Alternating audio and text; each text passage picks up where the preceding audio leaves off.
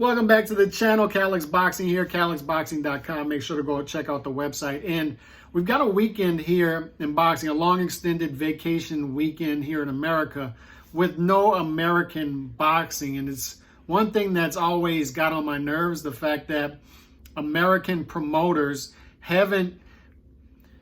they should be featuring at least American up-and-coming talent on cards on 4th of July weekend, on American Independence Day weekend. It's a good weekend to showcase American boxing talent coming up. They do it with Mexican Independence Day weekend and other countries as well, but they don't do it here in America, and it's frustrating. They missed out once again on this weekend. However, we've got two cards. One of them this weekend is coming from Australia, and I love this card. I love the feature fight on this card because we've got a guy in Mairis, Briedis, who is one of the most undervalued fighters in the sport, to be honest, because he's number one at cruiserweight. Typically, when we talk about the number one fighter in the division, that guy is well known throughout boxing. Briedis is not, and it's because cruiserweight is not a division that American boxing fans pay attention to. It's not a division in which we've historically had great American talent, with the exception of some, Evander Holyfield, Steve Cunningham, etc. But as far as lately, especially, we haven't had great American talent in the cruiserweight division. It's not a division. It's not a sexy division that people pay attention to here in America, but people are missing out because Usyk is a guy who came up through the cruiserweight division, became undisputed now at heavyweight. And we've got a guy here, number one, in Briedis, who has sort of flown under the radar, but a very good fighter in a sort of average division. And he's number one. And we've got another guy here in Opetaia, who is an up-and-coming fighter who's fought domestically in Australia almost exclusively. He's fought, I think, once outside of the country, maybe twice. And he's a young, talented dude with a slick style, very athletic.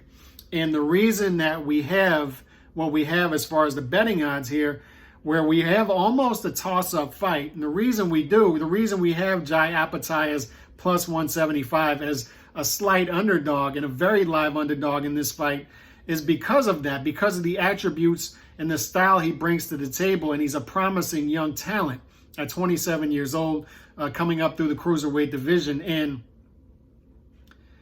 it's rare that we have the number one guy in the division facing a guy who's fought in the domestic level and no big opponent on his resume yet. It's almost a toss-up fight. And there's a couple reasons for that. Number one, like I said, Opetaia has a style and a talent level, athleticism, that makes him a live dog in this fight. Number two is Briedis is a guy who looks to be on the way out. 37 years old. He's been calling out Jake Paul for the past year and a half, which has been sort of weird.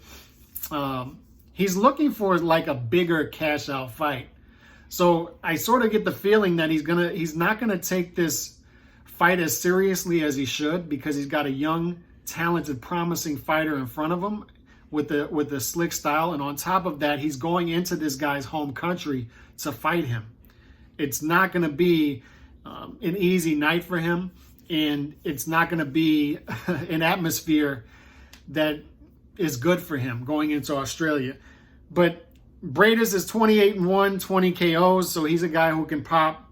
He's got great wins on his resume. Like, as far as the cruiserweight division goes, his only loss was a close majority decision loss to a special fighter in Alexander Usyk. Usyk is a special fighter.